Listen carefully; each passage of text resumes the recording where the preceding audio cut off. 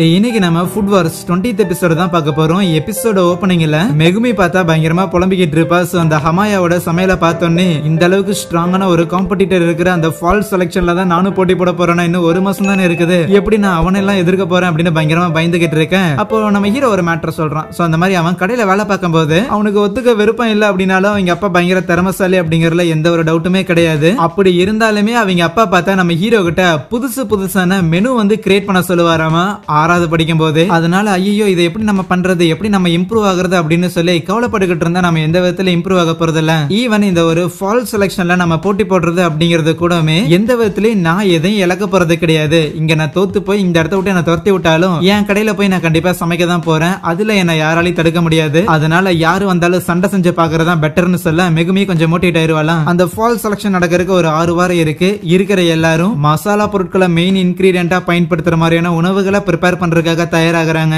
ஒரு group study மாதிரி அந்த ரியோகா கூடயும் யூகி கூடயும் நம்ம மெகுமி படிச்சுக்கிட்டு இருக்கேன். இன்னும் இவ்வளவு விஷயம் சொல்றீங்க, எதுவுமே என் மண்டையில ஏற மாட்டேங்குதுன்னு அப்படியே பிளாட் ஆயிருவா. அந்த ஷன்னு ஒரு பக்கம் ரெடி ஆகிட்டு இருக்க. ஈவன் இந்த ஜெஞ்சி இருப்பான்ல, சோ அவன் பார்த்தா ஏகப்பட்ட புக் எடுத்து வந்து படிச்சுக்கிட்டு இருப்பான். அந்த சோஜி பையனும் டைகோ பையனும் அவன் ரூம்ல தான் பார்ட்டி பண்ணலான்னு வந்து இருப்பாங்களா, பட் அவங்க செலக்ட் ஆயிருந்திருக்க மாட்டாங்க. சோ படிக்கிற பையனை டிஸ்டர்ப் பண்ண வேணான்னு விட்டுருவாங்க. நம்ம ஹீரோவுமே மசாலா பொருட்கள் எல்லாமே ரொம்ப முக்கியம் தான், ஆனா அது மட்டுமே எல்லாம் கிடையாதுன்னு ஏதோ கிண்டிக்கிட்டு வந்திருக்கேன். இங்க அந்த கோனோட கிளப்ல தானே இக்குமி இருக்கிறா. சோ அவ அந்த ஃபால் செலக்ஷனுக்கு செலக்ட் ஆயிருக்கா அப்படின்னு அந்த கோனும் பயங்கர ஹாப்பி ஆவான். ஏன்னா இவ இதுல ஜெயிச்சிட்டா அப்படின்னா ஏகப்பட்ட பேர் இந்த கிளப்ல சேருவாங்க. ஆஹா, கிளப்புக்கு மணி வந்து கொட்டும் இந்த கிளப்பை எவ்வளவு டெவலப் பண்ணிடலாம் அப்படின்னு பயங்கர ஜாலியா இருப்பானா. ஆனா இதை கேட்ட இக்குமியுமே அவ்வளவு ஈஸி கிடையாது.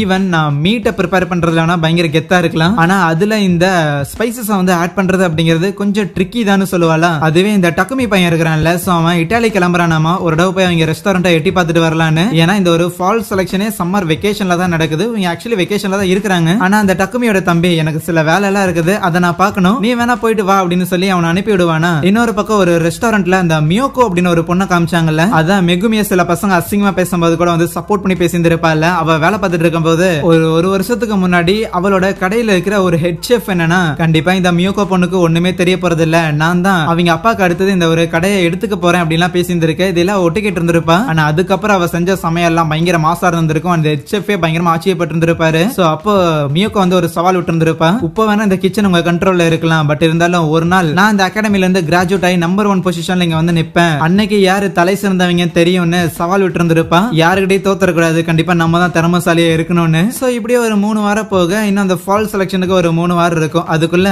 எப்பா நாங்க ஊருக்கு போயிட்டு வரப்பா அப்படின்னு சொல்லி நிறைய பேர் அங்க இருந்து கிளம்புவாங்களா. ஈவன் மெகுமியும் போவா. எங்க ஊர்ல இன்னும் சில மசாலா வகைகள்லாம் இருக்குது, சோ அதையுமே ட்ரை பண்ணி பார்க்கணும்னு நினைக்கிறேன், போயிட்டு வரேன் சரியா அப்படின்ட்டு கிளம்ப. நம்ம ஹீரோனும் அங்கதான் இருப்பான். அதுவே ஒரு ரூம்ல யாரோ எரினாவோட போட்டோ எல்லாம் எடுத்து வச்சுக்கிட்டு பிளாக் மேஜிக் எல்லாம் பண்ற மாதிரி தெரியுது. அது யாருன்னா அந்த நவோசாடா அப்படின்னு ஒரு பொண்ணு இருந்தால, சோ அது அவளாதான் இருக்கும். எப்படியாவது எரினா கூட சுத்திட்டு இருக்கிற அந்த ஒரு பொண்ணை போட்டு தள்ளிடணும் அப்படிங்கிற அந்த ஒரு மைண்ட் செட்ல பண்ணிட்டு இருப்பாளா. அதே எரினாவோட அசிஸ்டன்ட்டும் இந்த காம்படிஷனுக்காக ப்ரிப்பேர் ஆகும்போது உனக்கு வேர்க்குதா, ஏசி போட்டுட்டா இல்லனா ஏதாவது டீ போட்டு கொண்டாடட்டா அப்படின்னு சொல்லி பயங்கரமா கவனிச்சுக்கிட்டு இருப்பாளா. இத பாத்துக்கிட்டு இருந்த ஆலிஸ் இருக்கிறாள்.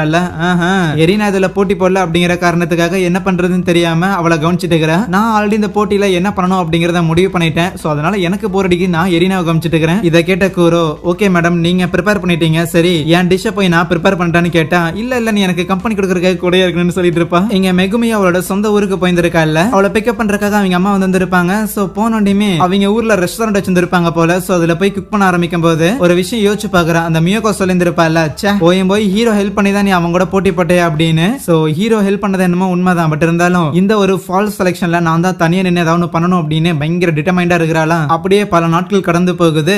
நம்ம ஹீரோ இருக்கிறான்ல, அவன் நைட்டு தூங்காம ஏதோ ப்ரிப்பேர் பண்ணி வச்சிருந்திருப்பானா. சட்டோஷி வந்து பார்த்துட்டு பரவாயில்லையே ரொம்ப இன்ட்ரெஸ்டிங் ஏதோ பண்ணி வச்சிருந்திருக்கே அப்படின்னு அதை பாராட்டிட்டு போக, இல்லப்பா அதுல இன்னும் சில மாற்றங்கள் கொண்டு வரணும், ஆனா எனக்கு தூக்கம் வருதுன்னு படுத்துருவான். அதுவே அந்த ஹயாமா பையன் இருக்கிறான்ல, சோ அவனும் எதையோ மேக் பண்ணி வச்சிருந்திருக்கான் போல, பயங்கர பெர்ஃபெக்ட்டா இருக்கு. இந்த ஜுன் வாத்தையும் நானும் ஒன்னா சேர்ந்து மேக் பண்ற இந்த ஒரு ப்ராடக்ட் எப்படியும் ஃபெயில் ஆகவே ஆகாது, நான் தான் ஜெயிப்பேன்னு பயங்கர கர்வத்தோட இருக்கேன். அதுக்கப்புறம் அந்த ஃபால் செலக்ஷனுக்கான நாள் வருது. அங்க காம்படிட் பண்ற அந்த 60 பேரும் அந்த போட்டிக்காக வராங்க. ஏகப்பட்ட பேர் உட்கார்ற மாதிரியான ஒரு பெரிய ஒரு அவனி ஒண்ணு இருக்கு. பாருடா இவ்வளவு பெரிய ஆடிட்டோரியம்ல தான் சமைக்க போறோமான்னு ஹீரோக்கு ஆச்சரியம் தான். வெக்கேஷன் போயிட்டு வந்த மெகுமி, அதுக்கப்புறம் மத்த பொண்ணுங்க கூடவே இக்குமி, ஈவன் அந்த ஆலிஸ் இருக்கிறால அவளையும் மீட் பண்ணும்போது அப்ப அந்த ஹயாமா வந்துட்டு, என்னடா தம்பி உன் கையில இன்னுமே இந்த மசாலாவோட வாழையில அடிக்குது, பயங்கரமா ஹார்ட் ஒர்க் பண்ணிருந்திருக்கியோ. ஆமா தல, நீ சமைக்கிறதோடவுமே பெட்டரான ஒரு கரியை கொடுக்கணும்னு முடிவு பண்ணிட்டோம்னா அதையும் பாப்போம்மா. ஈவன் அந்த டக்குமி பையன் இருக்கிறான்ல, சோ அவனையும் மீட் பண்ணி பேசும்போது, ஆமா உன் பக்கத்துல இந்த பையன் இவன் யாரையான்னு கேட்டா, அதுதான் என் தம்பின்னு சொல்லும் போது ஆனா அவ்வளவு குண்டா இருந்தவன் எப்படி 1.5 மாசத்துல இவ்வளவு வெயிட் குறைச்சான்? அதை பத்திலாம் கவலைப்படாதீங்க. அது ஒன்ஸ் இந்த மாதிரி சம்மர் ஹீட் வந்துச்சுன்னா இந்த மாதிரி ஆயிரும். திருப்பி விண்டர் வந்துருச்சுன்னா குண்டாயிருவேன், கவலைப்படாதீங்கம்மா. சோ அதுக்கப்புறம் மெயின் ஈவெண்ட் ஆரம்பிக்கிறதுக்கு முன்னாடி எரினாவோட தாத்தா இருக்கிறாருல, இந்த அகாடமியோட டைரக்டர், அவர் வந்து சில வார்த்தைகள்னு சொல்லிட்டு பேச ஆரம்பிக்கிறதுக்கு முன்னாடி சும்மா மூச்சை இழுப்பாரா, பார்த்தா காரை அடைச்சுக்கும். ஐயோப்பா டே, என்ன உங்ககிட்ட இருந்து இந்த அளவுக்கு மசாலா வாடை வருது, பயங்கரமா ப்ரிப்பேர் பண்ணிருக்கீங்க போல. சரி இருக்கட்டும், இந்த காம்படிஷன் நடக்கிற இந்த ஒரு அவனியம் இருக்குதுல்ல, இது பேசிக்கா கவுன்சில் ஆஃப் 10ல இருக்கிற மெம்பர்ஸுக்கு நடுவுல நடக்கிற ஃபுட்வார்க்காக மட்டுமே பயன்படுத்தப்படும். அவங்களோட அச்சீவ்மெண்ட்டை அப்ரிஷியேட் பண்ற மாதிரி. ரொம்ப முக்கியமா கவுன்சில் ஆஃப் 10ல இது வரைக்கும் யார் யாரு நம்பர் 1 பொசிஷன்ல இருந்திருக்காங்களோ அவங்களோட போட்டோஸ் எல்லாம் அங்க இருக்கும். அந்த மொட்டையோட போட்டோவும் இருக்கும், அந்த பிங்க் மண்டையோட போட்டோவும் இருக்கும். சோ இதெல்லாம் எதுக்கு இவர் சொல்லிட்டு இருக்கிறாருன்னா, இப்ப இந்த 60 பேர் வச்சு போட்டி போடுறாங்கல்ல, இதுல வந்து சில பேரை சார்ட் அவுட் பண்ணி ஃபைனல் டோர்னமெண்ட் வந்து கண்டக்ட் பண்ணுவாங்க. அந்த டோர்னமெண்ட் இங்க தான் நடக்கும் அப்படிங்கிற மேட்டர்லாம் சொல்லி சீரப் பண்ணிட்டு போக, அதுக்கப்புறம் அந்த உராரா பொண்ணும், மக்களே நீங்க மசாலா பொருட்கள் மூலமா தான் சமைக்க போறீங்க, அதுலயும் ரொம்ப முக்கியமா உங்களுக்கு ஒரு 3 மணி நேரம் தான் டைம் இருக்கும், பிளஸ் 60 பேர் இருக்கிறீங்களா, இதுல இருந்து ஃபைனல் டோர்னமெண்டா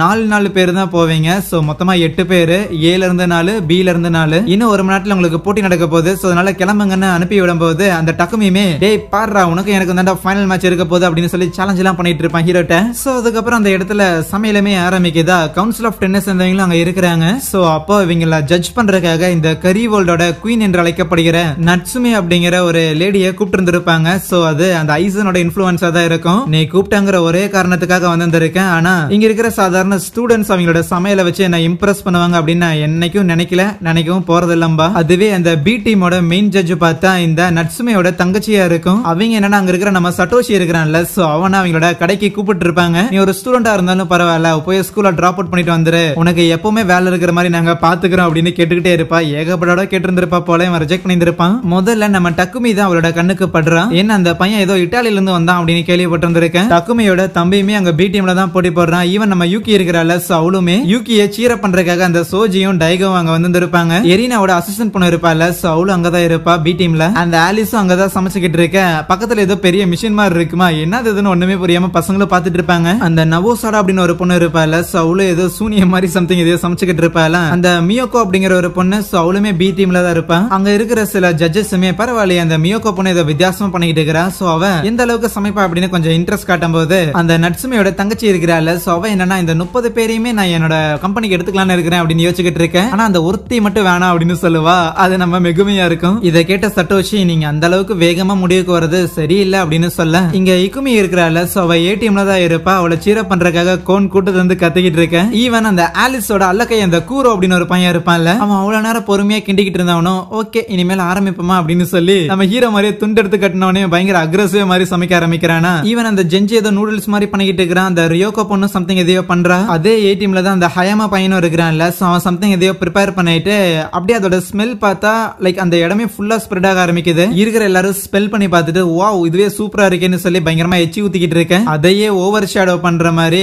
நம்ம ஷன்னோட அந்த ஸ்மோக் குக்கிங் ஸ்டைல் வந்து இருக்கும். பரவாயில்லையே இந்த பையனும் இன்ட்ரெஸ்டிங்கா இருக்கிறானே அப்படின்னு நட்சுமே கேட்கும் போது, அதுக்கு ஐசன் எனக்கு அவனை விடவுமே வேற ஒருத்த மேலதான் இன்ட்ரெஸ்ட் இருக்குமா. ஆப்வியஸ்லி நம்ம ஹீரோ தான். டக்குன்னு எல்லாரும் அப்படி ஆச்சரியப்படுறாங்க, என்னன்னா ஹீரோ உட்காந்து தூங்கிக்கிட்டு இருக்க. அங்கே இந்த ஒரு எபிசோடை முடிக்கிறாங்க. So yeah, thank you.